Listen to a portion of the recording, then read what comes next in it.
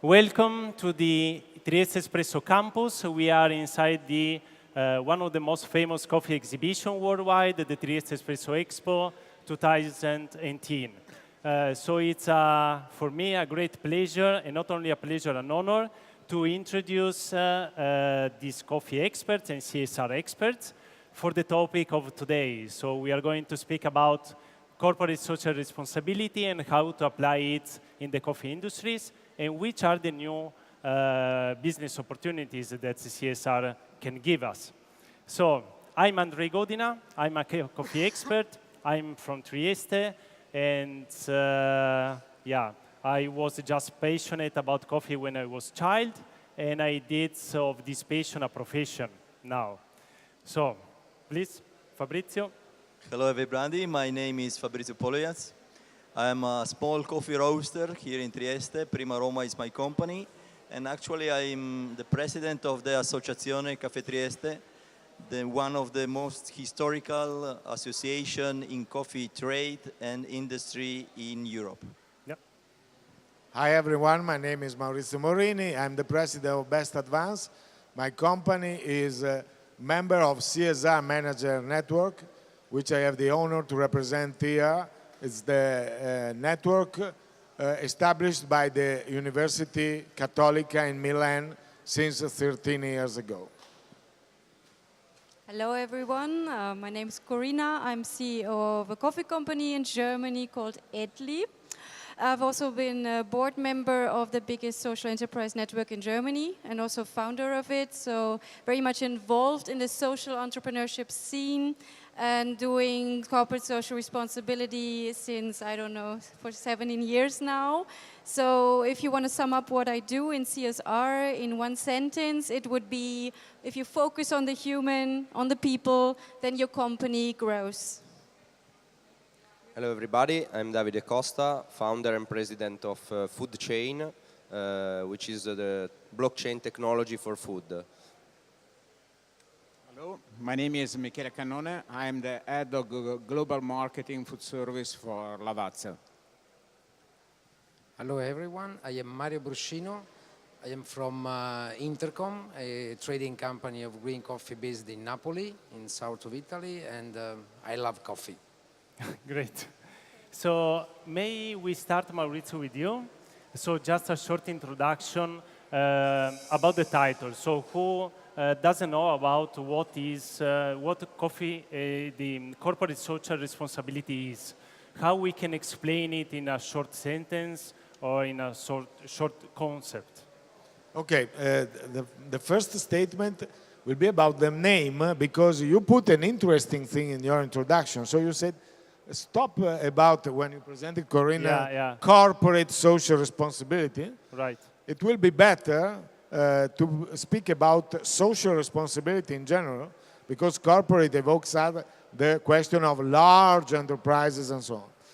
But in a general way, corporate social responsibility or social responsibility, in our strong opinion, is the new way to manage the enterprise and the organization in a global and holistic way towards common and sustainable goals. We have to define clear policies. We have to involve all the food chain, starting from producers, with the processes, with the logistics. We have to create a good and transparent communication, and we have to involve the customers really in this process.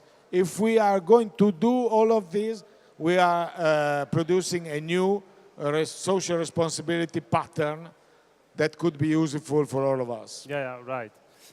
Michele, so we spoke about customers. Yes. So how to communicate, which is the role of the customer when you are speaking about social responsibility, and how could be part, I mean, how we can involve him in this topic?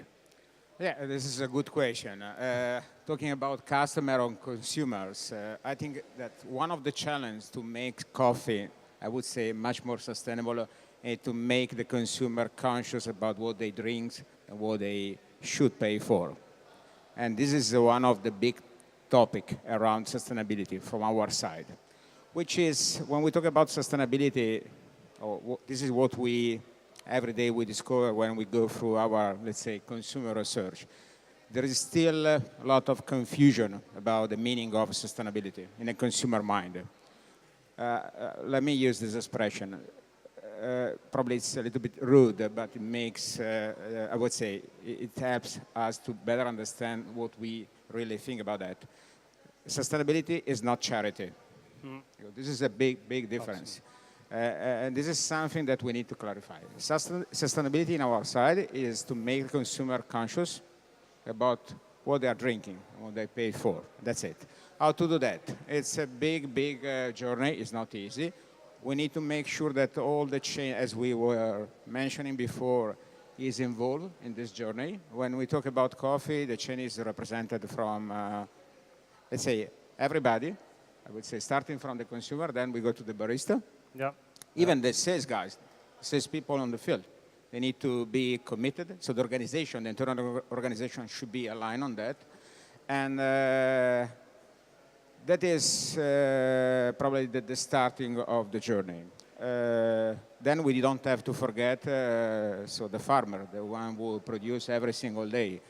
What we discover that we are sorry for that, but even today, the farmers are not really involved. They are not conscious about what they should or they could play, the role they could play in order to support this, let's say, journey. Yeah. You spoke about, at a certain point, green beans, and also in the coffee industry, which is the long chain that we have to produce a good cup of coffee. And I would like to ask to Fabrizio something about you representing one of the oldest coffee association in Europe. You have hundreds of members, and how is perceived the social responsibility, if it's perceived, because also I have this doubt, and which could be the state of art, I mean, what you are feeling from your members about this argument. Thank you for the question. So I think social responsibility is something new in words that we use. But if you want to have properly done your job, I've been taught years ago that you should focus on three basic things. Respect the product, respect your co-worker, and respect your customer. So responsibility or respect may be nearly the same. And when I say respect your product, respect coffee, I mean respect the whole long chain that coffee represents, from the grounds of origin to the grounds after the coffee is being done. Yeah, and Mario, we met some years ago in Vietnam, and so we started to talk about specialty coffee, but at the end, our discussions and what we are also talking recently went to also social responsibility in the coffee chain. Which is your experience? You are a green coffee trader, one of the most important ones that we have in Italy, and which is also your feeling about this argument? Yes. My feeling is, let's say, for me, I am a lucky person because I travel all over the world, let's say 100 days per year, and for me it's easy to understand and to imagine what farmers are doing to grow coffee. My idea is that the most difficult thing with this, with the social responsibilities, is sharing this with consumers. Because for me it's very easy to understand after, when I come to, I don't know, to Vietnam or to Guatemala or to Costa Rica, it's normal for me to come in Italy and to reject an espresso for €1. It's not possible, because I know that. Consumers, they don't know. So the most challenging thing in this project is the information to the customers, so to the end consumer. They have to understand that it's not possible to pay €1 or €3 per kilo in the supermarket for a coffee that, let's say, €6 per kilo, €3 the 2 packs. Yeah. No, I don't. it's impossible because there are people growing coffee, and I touch the happiness of the people growing coffee everywhere, from Vietnam to Central America to Africa. But consumers, they do not understand because they don't know. So we are obliged, I think the industry, but also the traders, we as traders, we share this with industry, but industry is obliged to share this with, because we do business. So we cannot say, I pay €6 because this guy has to survive and I sell this at €3. It's not possible. We do business. So we have to really to add value to the coffee. Added value means that we are obliged, so the industry, to share with the consumers that what we are doing for, let's say, for the planet, for the globe. It's, for me, it's very easy to understand, but also for you, I suppose. Absolutely. It's normal. Absolutely. So one topic about how to increase the coffee price at the end, not only on the consumer side, but also how to increase the price that we pay to the coffee producer. I think that you mentioned a key topic. So how to reach the consumer in terms of giving him all the information about the coffee. And so this argument, let me introduce the food chain. So if you would like to introduce the argument and spend some words, what does it mean and what you are doing to bring traceability, transparency, and information to the customers? Yeah, sure. This is our job, basically. We started in 2014 studying the blockchain technology, which the origin was Bitcoin. And starting from that, we evolved this technology, and in order to apply to every kind of supply chain for food and not only food. Our first project actually was about coffee. We started with the slow food coffee with a small producer, with a small roaster in Piedmont, next to Turin. And the goal was actually what was said before. So bringing transparency, bringing the information, so making the consumer aware of what is happening along the entire supply chain. I'm sorry, which is the connection Bitcoin with food or coffee? The connection is the technology. So basically the technology which is that we are using right now is called the blockchain. Maybe some of you already hear about that. It's an emerging technology. Everybody in the world, also institution, government, are starting to talk about that right now. And this is because it has two main points that are good for food, for coffee, but not only. The first one is the transparency. So every information that is written in the food chain can be transparent, so can be bring to the consumer from the farmer along with the supply chain directly to the consumer, and the guarantee is that this information cannot be modified. So the immutability property of the blockchain is something that creates the value associated with the information. For example, for a picture of a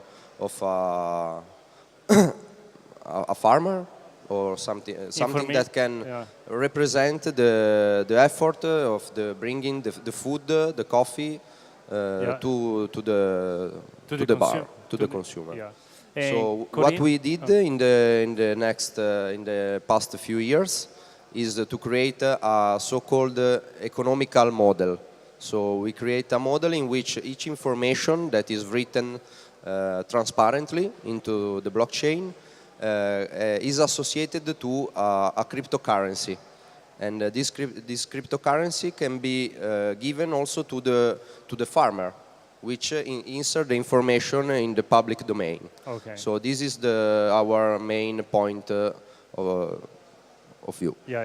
And Corina, so after this first introduction, you are now stepping in a roastery recently. And what you would suggest or give some advices, or for small and medium companies in the coffee industry to be more socially responsible? Be more social responsible. Can I answer that question and Absolutely. also answer a little bit of what you've been absolutely. spreading Absolutely. here? Because I think what's not only what's missing is transparency, because you do have these data, you do have a lot of tools that make transparent and track where the coffee bean is coming from. What I think actually is missing is the fun. You know, to make it engaging is actually a challenge. So what we're doing at Etli is, for example, we work with our employees, and because we think our employees are our biggest asset. So they are our multipliers, and they can spread the message by different cupping events where we explain and educate people about where it's actually coming from, make the whole process of education fun and engaging. Also, we have done lots of campaigns where we involve farmers as well, because we do have farms in Brazil, in Sri Lanka, in Honduras. So we are just recently have spread a campaign where people could sue something out of a coffee bag. You know, so that was actually a challenge and a competition. So everybody could vote, including people in Brazil, including people from Honduras. They could vote for the best coffee bag, or the best hat that was made out of a coffee bag, or the best dress that was made out of a coffee bag. So what I want to say is make the whole interaction between people that are involved in the whole supply chain, in the whole fair chain, hopefully, engaging and fun. And that is the best way, actually, to get more and more the message across that not only it's a big task and like sort of a pressure, because we know the situation in Honduras at the moment. It's not only a pressure to be socially responsible, it can also be fun and engaging. I was thinking about, we spoke about consumer, I was thinking about the coffee packaging. So Maurizio, the packaging, the importance of it's a communication tool, not only an advertising tool, the packaging of a product, especially then in coffee. So how we can use it, or how we can use it in a better way, or could be that the packaging makes sense to think about it as a new opportunity of business. The packaging is the first thing that we have to consider, especially with the perspective of SME, because you know SME is not about great advertising budget and so on. It's about the product itself that speaks to the consumers or the customer. I don't like the word consumer, so I use customer, but I appreciate the specification about consumers. And so it's the first thing that we have to think about and to think strategically about. Okay. Especially now with the blockchain technology, I've spoken about it half an hour ago, and about the willingness to be transparent, clear, and to give opportunity to inform in a real way. We could study even multimedia experience of packaging, because it's not possible in a normal package of a coffee, 250 grams of products, to explain everything. But we have to create a real framework for inform the customer, the consumer, thinking in the way of the consumer himself or herself. In a lot of occasions, we see, especially when we work with food industries, not only in coffee, but even in other, that the way they think about the package is their way, not the way of the consumer. So just And information this, that the company wants to yes, share. they are treated as a way of, I'm going to see you, I'm going to say to you what I would transfer, instead of what do you want to know about it. This is the great cultural revolution that we have to support in a social responsibility way. Michele, packaging. What? Okay, this is one of the barriers that we have. I think that we need to share with the people here some of the barriers that are still, I would say, alive in our environment. For sure, packaging is still one of the barriers because technically speaking, the current technical solution available in the market are not in line with the expectation of the, let me say, the standard consumer. So it's very poor. Yeah, they are poor, they are not performing, they cost a lot, and the consumer, sorry if I use again this word, but this is the reality of the game, is not so keen or interested or is not ready to pay more for that. This is one of the challenge. And again, if we are not good in teaching to the consumer that there is value behind that, it will never start or will never finish. And this is one of the limits, to be honest. It will change, it will be different, it will take some years, but it will happen. I'm very optimistic in that sense. But let me take the chance to share with you another, let's say, thoughts around this kind of issues.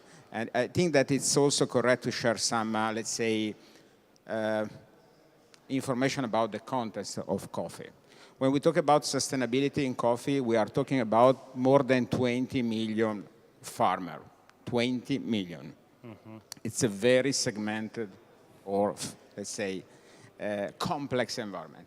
This means that when we talk about sustainability, in real terms, in real words, it means that you have to go in a small area, you have to talk with a small community, which is normally composed by 100 farmers, and you have to convince these people that what they are doing now is not the best way to produce coffee, and it's not a game, because in most of the cases, you have to tell them, for the next couple of years, you have to set that your coffee could not grow, or could be not enough, or for sure it will be not in line with your expectation.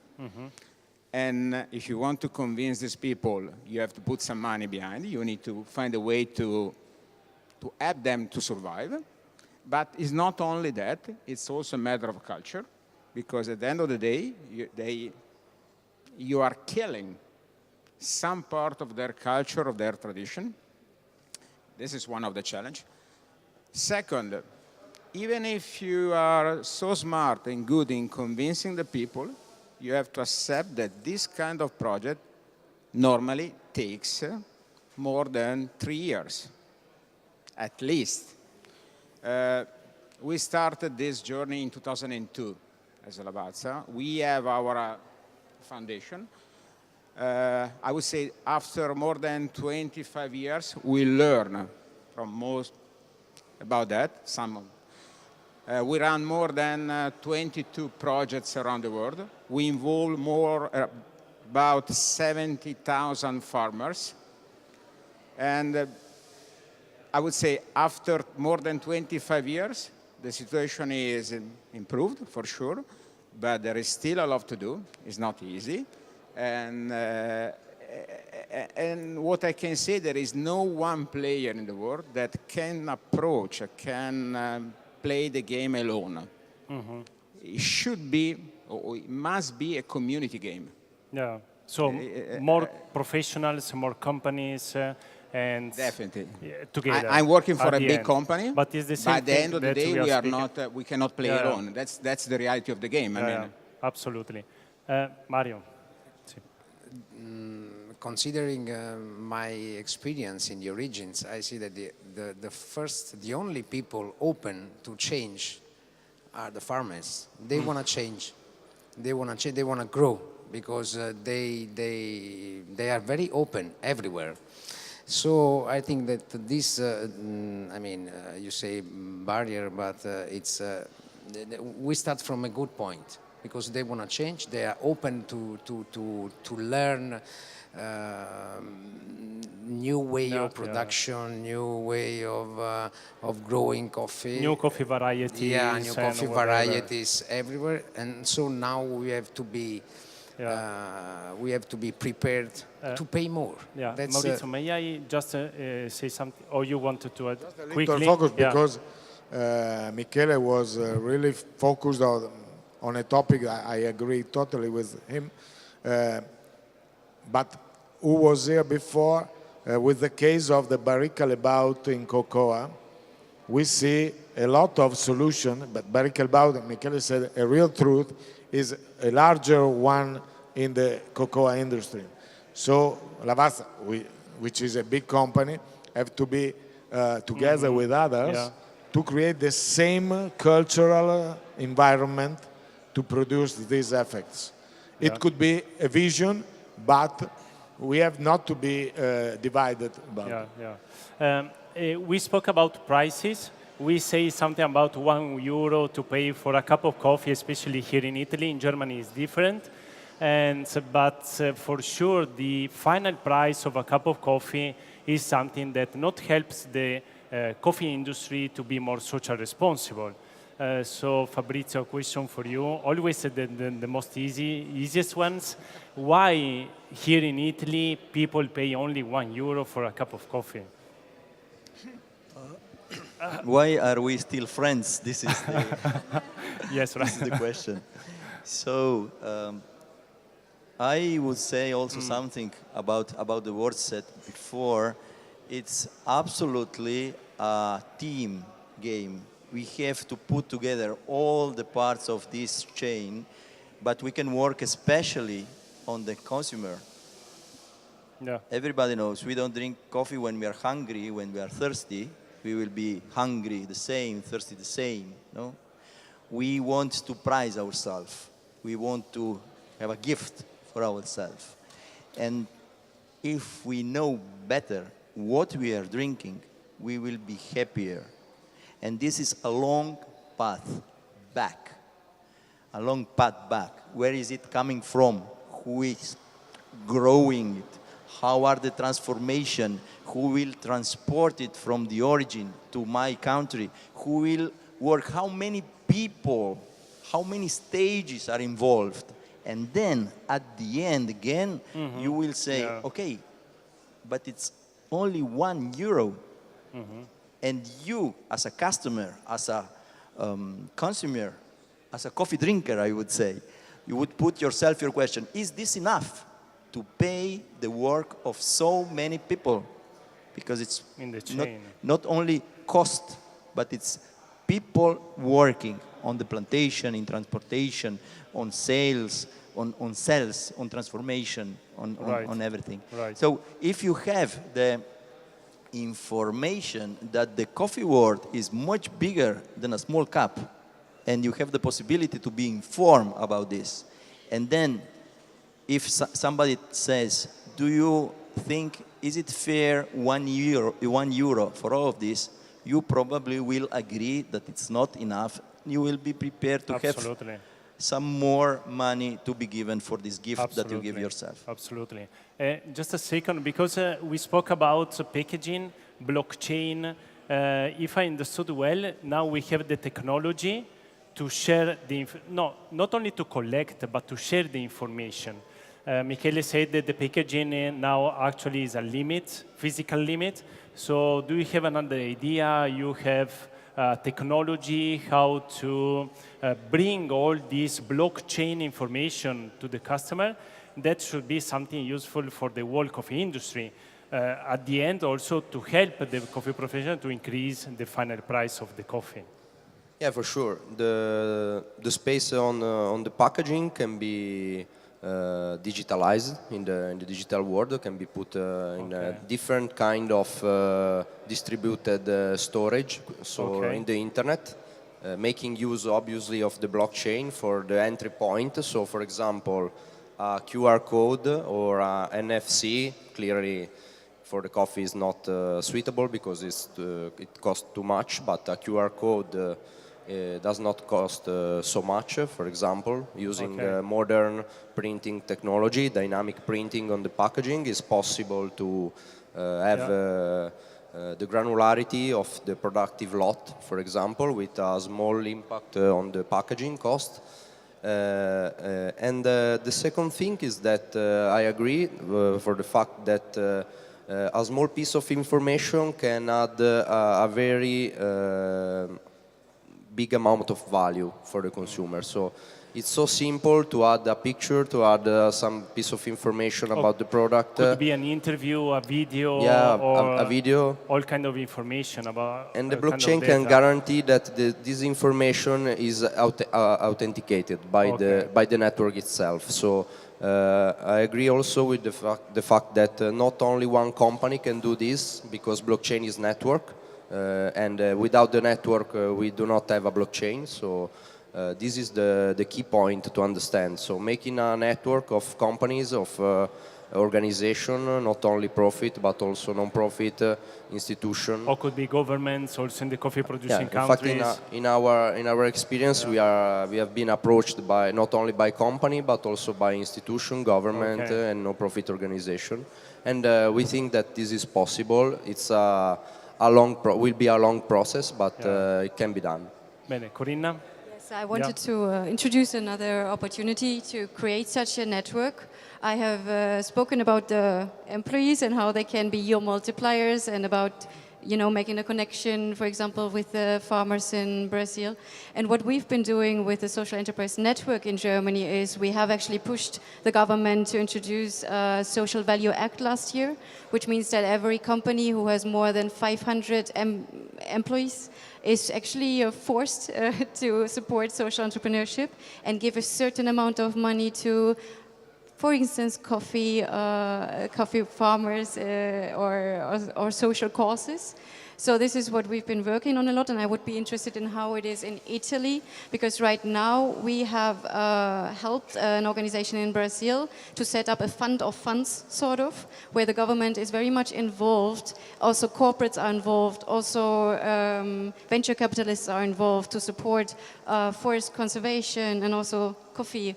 The coffee industry itself. So I would be interested in what it's like in Italy, if you have such a network or social enterprise network who can be sort of the connector between these two, between the people and the government, or people and the companies. The right person, I think that it's Maurizio to answer to this question. I want to put another focus on this. I was really suggested by your words and your question about €1 and so on. Yeah. And I want to give you a statement. The growth of culture starts from allowing and nurturing differences. It's not a political question, but I want to put it here in Italy at this moment. Yeah. But it's a general question. And for instance, in the coffee bar, till now, we are not nurturing differences because one coffee, €1, €1.10, €1.20. Yesterday night, I was, before my dinner, in a bar in which I appreciated the menu of coffees with different prices. And I'm saying the same thing with gelato industry, because, in the artisan's gelato, it's not useful that we have all the tastes at the same price, because nocciola values 10 times instead of another, or pistachio. Pistachio of Bronte. Yeah. If all of these were pistachio of Bronte, Bronte must be greater than Los Angeles. It's not possible. And we have to create a culture of differences. I have to appreciate the different values, starting from the consumer's perspective. Absolutely. And then I could say, okay, in Bologna, for instance, I have some bar, Terzi and the other one, in which I could appreciate the real spatial plantation from Ethiopia at €3.50. That should be like that. Yeah. I mean, to give the And right to the coffee other producer. things. And so we have to nurturing differences in our offering. This is, for me, the real topic. Now the time is almost finished, so I would like for Mario to finish this roundtable with a phrase or with a concept. Before that, I'm interested with you because not everyone knows. If you can explain a little bit how the coffee price in the coffee producing countries is born. I mean that it's not usually the demand and the offer of coffee, but there are coffee exchanges. that treat futures on the market. I don't know if you want to spend just Yes, few. no, first of all, I or want if you want to close this issue because it's okay.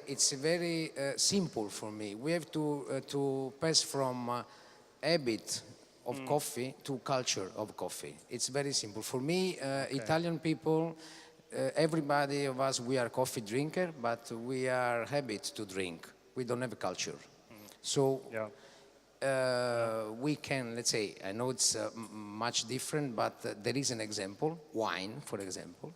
When people going to the supermarket, they first look the name of the wine and then the price. So I choose the lowest one, the cheapest one. But by starting from the name or from the grape, you know, in coffee, many people goes to supermarket start from the price because they don't have culture, but they are habit to drink a certain number of cups per day. Right. So it's very challenging, it's very difficult, but it helps everyone, growers, but also industry to grow, of course, because if coffee drinkers is more, let's say, have more culture, the industry will have the benefit, of course.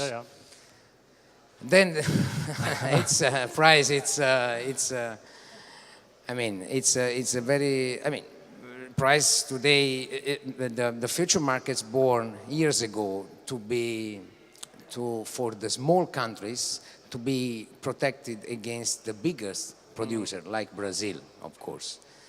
Now I would say that the future are destroying, of course, all countries, the prices, because now prices, I mean, coffee market is it's a pure financial market. There are no fundamentals. I am on the chair every day to explain people and to talk about fundamentals because it's the only thing I am able to talk and I know. But crops, weather, lands, nothing affect anymore the coffee market. So of course it's a price for freedom that we have to pay. Because there should, in an ideal coffee world, the player on coffee market should be only how can I say, the people working in coffee. So roasters, traders, producers. But the freedom the freedom in the market is like the freedom of everywhere. So everybody can buy and sell lots in the market. So it's a complete. I mean, something has to be done, but I don't know how to do, and I'm not. It's really difficult to understand a way and to propose. But for sure, to communicate information and data could be one of the topic. Yes, I mean, culture, no? we could solve the problem from the opposite side. If the market goes up, there would be a minimum differential to pay. It's simple because it's logical, no? But I think that this process has to start from the end. If the consumer pays this, we can change the source. Otherwise, we everybody lose, of course. Okay, so we are closing. We go in my side. So Michele. So the last point. Okay, so we were talking about price. I would say let me spend some words in favor of the barista. So €1. I think that is not the right code to describe exactly. So the coffee issues, I mean, because €1 the price, the cup price is influenced from several factors. For instance, one of the big challenges from the barista side is the cost of the real estate. And a good cup of coffee could cost on average from 12 cents to 20 cents. That's the difference. So if you talk with a barista, okay, you earn 80 cents per cup. This is the normal, the standard reaction from a consumer side. Okay, then we need to consider that the labor costs in Italy are more or less the double versus other countries. The estate costs in Italy, especially in the city center, are rising despite the crisis. It's not true that in Italy there is crisis for the real estate. Taxes And all this kind of situation or elements impact the cost of one cup. So I think that the baristas are not happy to sell the coffee at €1. They cannot do it. They cannot do that, or they cannot push the price at a higher level because of the fact they are worried. They are frightening because they think that they can lose customer and consumer. And again, we are now going back to the beginning of the story. How can we skip from this kind of, let's say, situation or labyrinth? It's a matter of a culture. Again, we need to convince people that the share of wallet that should be dedicated to coffee must be different, of course, higher. Yeah. And because more or less this is the situation we are living in Italy.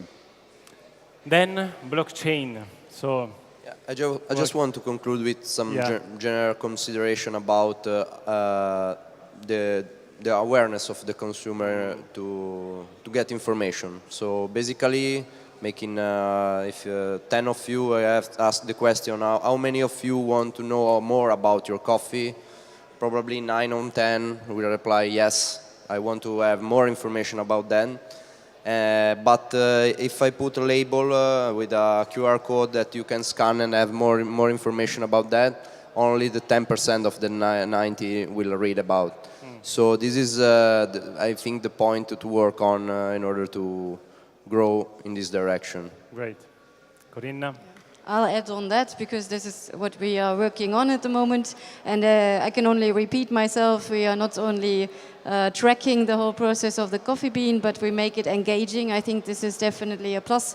I've talked about it before, so I think that this is the main goal for all of us to not only be socially responsive in these areas, but also to track the process and make visible what you do on location. Yeah.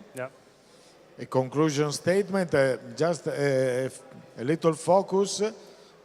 Michele spoke about the habits of the barman and the owner of the bar, and it's true, but it's a process that other owner of shops had in the past. You spoke about wine, but even about other, even about extra virgin oil, we have evaluations. Solutions that a coffee bar took in Bologna, I'm from Bologna, so it's easy for me, but is to start with normal coffee at €1.10, give a second choice at the same price, and then growing up till $2.50. And they sell, I asked them, they sell all of them. Not in the same proportion at the moment, but this is a policy. I give you the choice between the starting price, and then I introduce a growing policies. This could be a simple solution, even going in accord with the point that Michele focused.